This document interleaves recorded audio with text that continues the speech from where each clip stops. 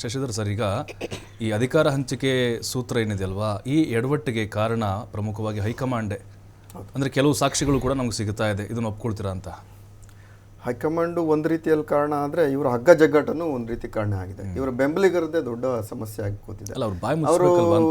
ಅದೇ ಹೈಕಮಾಂಡ್ ಬಾಯಿ ಮುಚ್ಚಿಸ್ಬೇಕು. ಬಟ್ ಬಿಹಾರದಲ್ಲಿ ಈಗ ಸೋತ ನಂತರ ಹೈಕಮಾಂಡು ಎಲ್ಲೋ ಒಂದು ರೀತಿಯಾದಂತಹ ಒಂದು ಜಾಣ್ಮೆ ನಡೆಯನ್ನು ನೋಡಬೇಕು. ಅಕಸ್ಮಾತ್ ಕರ್ನಾಟಕವನ್ನು ನಾವು ಕಳೆದ ನೀವು ಹೇಳಿದ್ರಿ, ರಾಜಸ್ಥಾನದಲ್ಲಿ ಪೈಲಟ್ ಮತ್ತು ಗೆಹ್ಲೋಟ್ ಅವರ ಸಮಸ್ಯೆಯಿಂದಾಗಿ ರಾಜಸ್ಥಾನ ಒಂದು ಅಧಿಕಾರವನ್ನೇ ಕಳೆದುಕೊಳ್ಳುವಂತಹ ಪರಿಸ್ಥಿತಿಗೆ ಬಂದು ನಿಂತ್ಕೊಂತು. ಅದೇ ರೀತಿಯಲ್ಲಿ ಇಲ್ಲಿ ಕರ್ನಾಟಕ ಏನಾದರೂ ಆಗಬಹುದು ಅನ್ನೋ ರೀತಿಯಲ್ಲಿ ಇದೆ. ಈಗ 30 ಆಗಿರ್ತಕ್ಕಂತಹದ್ದಂತೂ ನಿಜ, ಅದರಲ್ಲಿ ಯಾವುದೇ ಸುಳ್ಳಿಲ್ಲ. ನಾನು ಮೊದಲನೇ ದಿನದಿಂದ ಹೇಳ್ತಾ ಇದ್ದೀನಿ, ನಮಗೆ ಬಂದಿರತಕ್ಕಂಥ ಸೂಚನೆ ಪ್ರಕಾರ 30 ತಿಂಗಳು ಇವರು 30 ತಿಂಗಳು ಅಧಿಕಾರ ಹಂಚಿಕೆ ಸೂತ್ರ ಅಂತೂ ನಡೆದಿದೆ. ಅಲ್ಲ, ನಿಮ್ಮ ಯಾವ ಆಧಾರದಲ್ಲಿ ಹೇಳ್ತೀರ ಅದನ್ನ? ನಮಗೂ ಬಂದಿರತಕ್ಕಂಥ ಒಂದು ಕೆಲವು ನಮಗೂ ಇಂಟೆಲಿಜೆನ್ಸ್ ಸೋರ್ಸ್ಗಳು, ನಮ್ಮ ದೆಹಲಿಯ ಸೋರ್ಸ್ಗಳ ಪ್ರಕಾರ ಆಗಿರ್ತಕ್ಕಂಥದ್ದಂತೂ ನಿಜ. ಆದರೆ ಬಿಹಾರದ ಚುನಾವಣೆಯ ನಂತರ ಸಿದ್ದರಾಮಯ್ಯನವರು ಬೆಂಬಲಿಗರು ಬಿಟ್ಕೊಡೋದಕ್ಕೆ ತಯಾರಿಲ್ಲ. ಅಂದರೆ ಡಿ.ಕೆ. ಶಿವಕುಮಾರ್ ಅವರನ್ನು CM ಆಗಿ ನೋಡಲು ಯಾರಿಗೂ ಸಹ, ಶಾಸಕರಿಗೂ ಸಹ ಸಹಮತ ಇಲ್ಲ. ಯಾಕೆಂದರೆ ಇವರ ಈಗಲೇ ನೋಡಿದ್ರಿ, ಈಗ ನಿನ್ನೆ ಒಂದು ಸಮಾರಂಭದಲ್ಲಿ ಡಿ.ಕೆ. ಶಿವಕುಮಾರ್ ಒಂದು ಮಾತು ಹೇಳಿದ್ರು, ಯಾವುದು ಅಪಾರ್ಟ್ಮೆಂಟ್ ಅಸೋಸಿಯೇಷನಲ್ಲಿ ಒಂದು ಮಾತು ಹೇಳಿದ್ರು, ಯಾರು ನನಗೆ ಧಮಕಿ ಹಾಕೋದಕ್ಕಾಗೋದಿಲ್ಲ. ಒಂದು ಲೆಟರ್ಗೆ ಅವರು ಕೊಟ್ಟಂಥ ರಿಯಾಕ್ಷನ್ ಹೇಗಿದೆ ಅಂದರೆ, ಎಲ್ಲೋ ಒಬ್ಬ ಇಂತಹ ವ್ಯಕ್ತಿಯನ್ನು ನಾವು CM ಮಾಡಿದ್ರೆ ನಮ್ಮ ಗತಿ ಏನು ಅನ್ನೋ ರೀತಿಯಲ್ಲಿ ಎಲ್ಲ ಶಾಸಕರು ಇದ್ದಾರೆ. ಅವರ ಬೆಂಬಲಿಗ ಶಾಸಕರು ಬೆರಳೆಣಿಕೆ ಎಷ್ಟಿದ್ದಾರೆ. ಕಳೆದ ಬಾರಿ ಮೊದಲನೇ ಬಾರಿ ಚುನಾಯಿತ SCLP ಸಭೆ ನಡೆದಾಗ ಕೇವಲ ನಮಗೆ ಬಂದ ಮಾಹಿತಿಯ ಪ್ರಕಾರ ಕೇವಲ 22 ಶಾಸಕರು ಮಾತ್ರ ಡಿ.ಕೆ. ಶಿವಕುಮಾರ್ ಪರ ಇದ್ದರು. ಉಳಿದಂಥ ಶಾಸಕರೆಲ್ಲ ಸಿದ್ದರಾಮಯ್ಯನವ್ರ ಪರ ಇದ್ದರು. ಅದಕ್ಕೋಸ್ಕರ ಸಿದ್ದರಾಮಯ್ಯನವ್ರನ್ನ ಮೊದಲನೇ ಬಾರಿಗೆ ಮುಖ್ಯಮಂತ್ರಿ ಮಾಡಿ ನಂತರ ನೀವು ತಗೊಳ್ಳಿ ಅನ್ನೋ ರೀತಿ ಸೂತ್ರ ಮಾಡಿದ್ರು.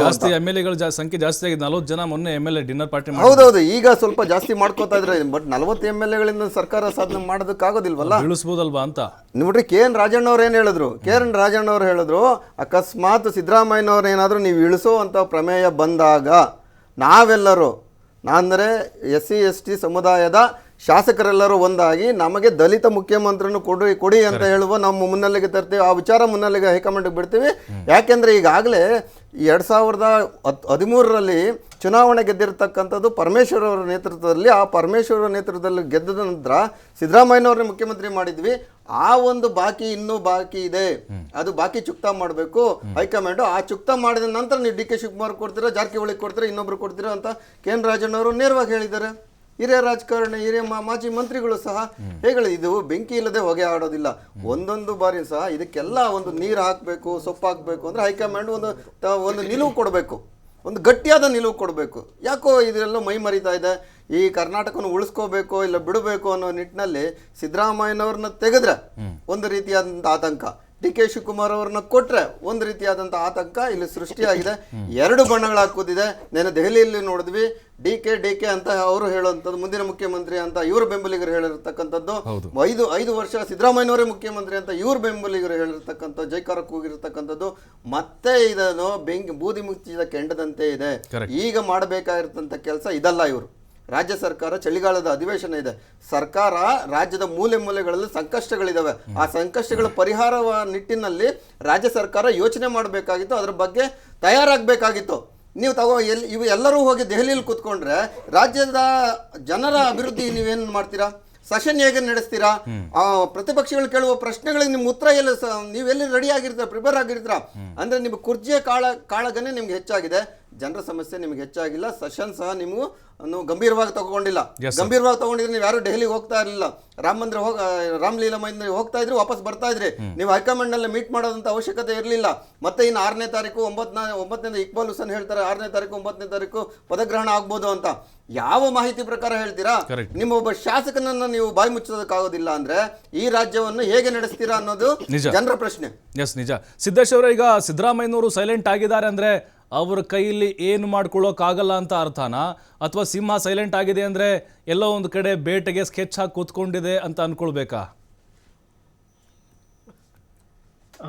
ಸಿದ್ದರಾಮಯ್ಯನವ್ರ ರಾಜಕೀಯನ ನಾವೆಲ್ಲ ನೋಡಿದೀವಿ. ಅವರು ಹೆಚ್ಚು ಕಡಿಮೆ ಮುಖ್ಯಮಂತ್ರಿ ಉಪಮುಖ್ಯಮಂತ್ರಿ ಆದಾಗ ಮತ್ತೆ ಅದಕ್ಕೂ ಹಿಂದೆ JDS ನಲ್ಲಿ ಯಾವ ತರ ನಡ್ಕೊಂಡಿದ್ದಾರೆ, ಅವರ ರಾಜಕೀಯ ಹಿನ್ನೆಲೆ ಏನದು ಹೆಚ್ಚು ಕಡಿಮೆ ಎಲ್ಲರೂ ಈ ಈ ಈ ಈ ಕಾಲಮಾನ ಜನರೇಷನ್ ಅದು ಚೆನ್ನಾಗಿ ಗೊತ್ತಿದೆ.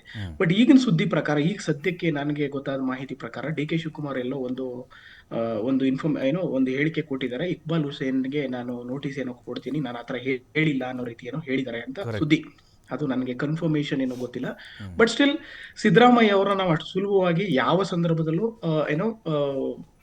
ಲಘುವಾಗಿ ಪರಿಗಣಿಸೋ ಅಗತ್ಯ ಇಲ್ಲ. ಅವ್ರು ಯಾವ ಸಂದರ್ಭದಲ್ಲಿ ಈ ತರ ಪವರ್ ಸೆಂಟರ್ಗಳು ಕೆಲಸ ಮಾಡಕ್ ಸ್ಟಾರ್ಟ್ ಮಾಡ್ತವೆ, ಅವುಗಳನ್ನ ಯಾವ ರೀತಿಯಲ್ಲಿ ಹತ್ತಿಕ್ಬೇಕು ಅನ್ನೋದು ಅವ್ರಿಗೆ ಚೆನ್ನಾಗಿ ಗೊತ್ತಿದೆ.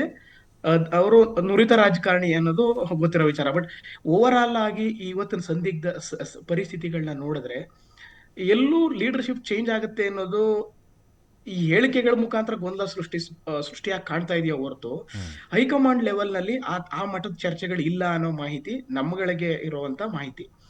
ಯಾಕೆ ಅಂತಂತಂದ್ರೆ ಈಗ ಏನು ರಾಷ್ಟ್ರ ಮಟ್ಟದಲ್ಲಿ ಬಿಜೆಪಿ ನಡೆಸ್ತಾ ಇರುವಂತ ಹೋರಾಟಗಳು, ಕಾಂಗ್ರೆಸ್ ಬಿಜೆಪಿ ವಿರುದ್ಧ ಕಟ್ತಾ ಇರೋ ಹೋರಾಟಗಳಿಗೆ ಕರ್ನಾಟಕನೇ ಟಿಪ್ಪಿಂಗ್ ಪಾಯಿಂಟ್ ಇರೋದು. ಅವರ ಅಭಿವೃದ್ಧಿ ಕಾರ್ಯಗಳಾಗಿರ್ಬೋದು, ಮತ್ತೆ ಅವರ ಏನು ರಾಷ್ಟ್ರ ಮಟ್ಟದ ದೊಡ್ಡ ದೊಡ್ಡ ಹೋರಾಟಗಳೇನಿದಾವಲ್ಲಿ, ವೋಟ್ ಚೋರಿ ಆಗಿರ್ಬೋದು, ಅಥವಾ ಈ ದಕ್ಷಿಣ ರಾಜ್ಯಗಳ ಟ್ಯಾಕ್ಸ್ ಮ್ಯಾಟರ್ಸ್ಗಳು ಬರ್ಬೋದು, ರಾಜ್ಯಪಾಲರ ಸಂಘರ್ಷ ಬರ್ಬೋದು, ಅವ್ರಿಗೆ ದೊಡ್ಡ ಸುದ್ದಿಯಾಗಿ ಎತ್ತಿ ಹೇಳುವಂತ ಅಧಿಕಾರ ಮತ್ತೆ ಪ್ರಬಲವಾಗಿ ಕಾಣುವಂಥದ್ದು ಸಿದ್ದರಾಮಯ್ಯ ಅಂತ ಲೀಡ್ರೇನೆ. ಸೊ ಅಲ್ಲಿ ಅವ್ರು ಏನಕ್ಕೆ ಕಳ್ಕೊಳಕ್ ಹೋಗ್ತಾರೆ ಆ ಲೀಡರ್ನ? ಅವರು ಯಾವ ಇದರಲ್ಲಿ ಮಾಡ್ಕೊಳಕ್ ಹೋಗ್ತಾರೆ? ಇನ್ನು ನೀವು ಮಧ್ಯಪ್ರದೇಶಕ್ಕೆ ಬರೋದಾದ್ರೆ, ಮಧ್ಯಪ್ರದೇಶದಲ್ಲಿ ಕೂಡ ಈ ತರ ಸಂದರ್ಭ ನಿರ್ಮಾಣ ಆಗಿತ್ತು.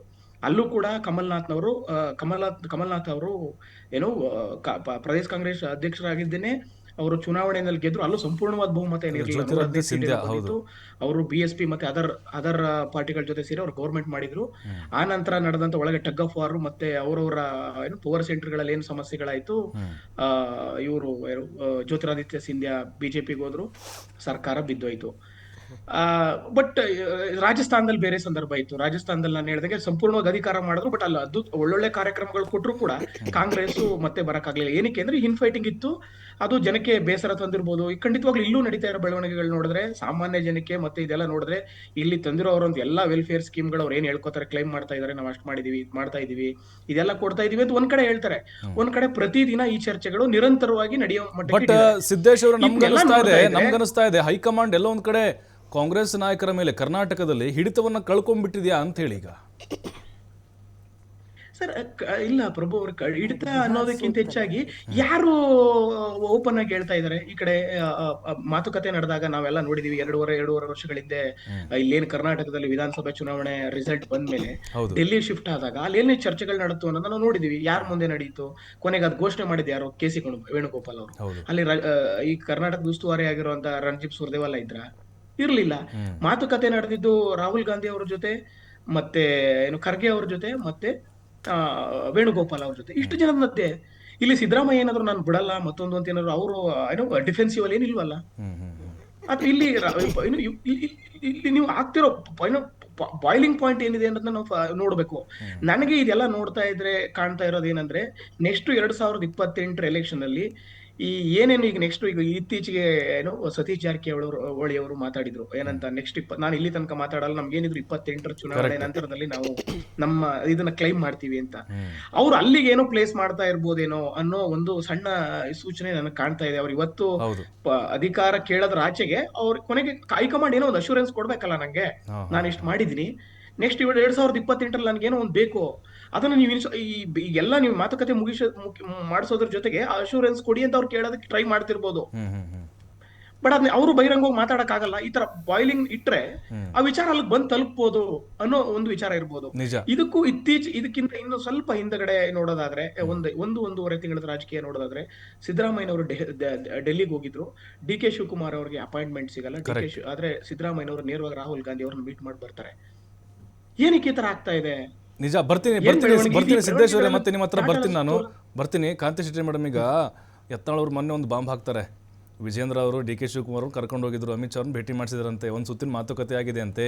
ಅಮಿತ್ ಶಾ ಅವ್ರು ಬೇಡ ಅಂದ್ರಂತೆ, ಇಲ್ಲ ಅಂದ್ರೆ BJP ಬಂದು CM ಆಗ್ಬಿಡ್ತಿದ್ರಂತೆ, ವಿಜೇಂದ್ರ ಅವರು DCM ಆಗ್ಬಿಡ್ರು.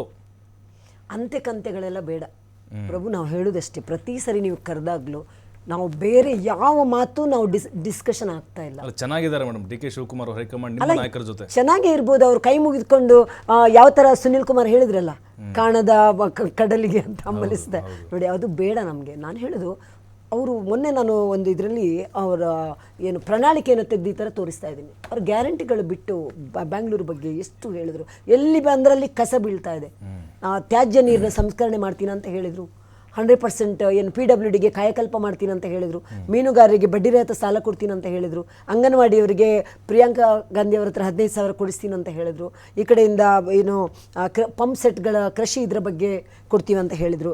ಬೀದರ್ನಿಂದ ಚಾಮರಾಜನಗರ 8 ದಶಪಥ ಏನದು 8 ಪಥ ರಸ್ತೆ ಮಾಡ್ತೀನಿ ಅಂತ ಹೇಳಿದರು.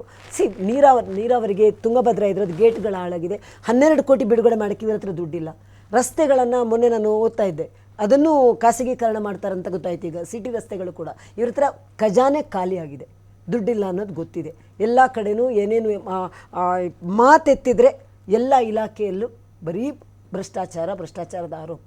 ಇವರ ಹತ್ರ ಇವರ ಕುರ್ಚಿ ಬರೀ ನೋಡಿ ಪ್ರಭು, ಇಷ್ಟು 2.5 ವರ್ಷದಿಂದ ನಾವು ಪ್ರತಿ ಡಿಬೇಟಲ್ಲೂ ಕೂಡ ಅವ್ರದ್ದೇ ಪಕ್ಷದ ಶಾಸಕರ ಬಗ್ಗೆ ಈ ಥರ ಮಾತಾಡಿದರು, ಅನುದಾನ ಇಲ್ಲ ಅಂತ ಮಾತಾಡಿದರು, ಕುರ್ಚಿಗಳ ಮಾತಾಡಿದರು. ಬಿಟ್ಟರೆ ಬೇರೆ ಏನಾದರೂ ಒಂದು ವಿಷಯ ಇದೆಯಾ, ಅಥವಾ ಯಾವುದಾದ್ರೂ ಒಂದು ಒಳ್ಳೆಯ ವಿಷಯದಲ್ಲ, ಶಾಲೆಗಳ ಬಗ್ಗೆ ಅಥವಾ ಜನರ ಬಗ್ಗೆ, ರೈತರ ಬಗ್ಗೆ, ಮಹಿಳೆಯರ ಬಗ್ಗೆ ಅಥವಾ ಕಾನೂನು ಸುವ್ಯವಸ್ಥೆ ಬಗ್ಗೆ ಎಲ್ಲಿ ಏನೇ ಚರ್ಚೆ ಆಗಲಿ, ಒಂದು ಅದರ ಚರ್ಚೆ ನಡುವೆ ಒಂದೆರಡು ಚರ್ಚೆ ಬರುತ್ತೆ. ಬಿಟ್ಟರೆ ಅವರದ್ದೇ ಅಧಿಕಾರ ಹಂಚಿಕೆ ಚರ್ಚೆ, ಬೇರೆ ಏನು ಚರ್ಚೆ ಇಲ್ಲ. ಇವರು ರಾಜಸ್ಥಾನದಲ್ಲಿ ಏನು ಮಾಡಿದರು? ಈಗ ಇವ್ರ ಹತ್ರ 2 ಆಯ್ಕೆ ಇರೋದು. ಒಂದು ಶಾಸಕಾಂಗ ಪಕ್ಷದಲ್ಲಿ ಅವ್ರು ಯಾರನ್ನು ಬೇಕೋ ಅವ್ರನ್ನ ಮಾಡಬೇಕು, ಇಲ್ಲ ಹೈಕಮಾಂಡ್ ನಿಂತವ್ರು ಮಾಡಿ ಅಂತ ಹೇಳಕ್ಕೆ ಅವ್ರ ಧೈರ್ಯ ಇಲ್ಲ. ಯಾಕಂದರೆ ಬಿಹಾರ ಎಲೆಕ್ಷನ್ ಏನಾಯಿತು, ಬಿಹಾರದಲ್ಲಿ ಅವರು ಒಂದಂಕಿ ಯಾವಾಗ ಬಂದರು, ಅವರು ಇಡೀ ದೇಶದಲ್ಲಿ ಓಟ್ ಚೋರಿ ಅಂತ ಹೇಳ್ಕೊಂಡು ಸುತ್ತಿದ್ರು. ನಾನು ಈ ವಾಹಿನಿ ಮುಖಾಂತರ ರಾಹುಲ್ ಗಾಂಧಿ ಅವ್ರಿಗೆ ಕೇಳೋದು, ನೋಡಿ ಓಟ್ ಚೋರಿ ಅಂತ ಹೇಳ್ತಿದ್ರಲ್ಲ, ಏನು ಸುಪ್ರೀಂ ಕೋರ್ಟ್ ಕೇಳ್ತಾ ಇದೆ, ಅದಕ್ಕೊಂದು ವಿಧಿವಿಧಾನ ಇದೆ, ಅದಕ್ಕೆ ಯಾವ ಮತಗಟ್ಟೆಯಲ್ಲಿ ಆಯಿತು, ಯಾವ ಜಿಲ್ಲೆಯಲ್ಲಿ ಆಯಿತು, ಯಾವುದ್ರ ಬಗ್ಗೆ ಆಯಿತು, ಪಟ್ಟಿಷ್ ಪ್ರಕಾರ ಕೊಡಿ. ಯಾಕೆ ನೀವು ಕೊಡ್ತಾ ಇಲ್ಲ? ಬರೀ ಗಾಳಿಯಲ್ಲಿ ಗುಂಡೆ ಯಾಕೆ ಇದು ಮಾಡ್ತೀರಾ? ನೋಡಿ, ಕ್ಲಿಯರ್ ಆಗಿ ಕೊಡಿ.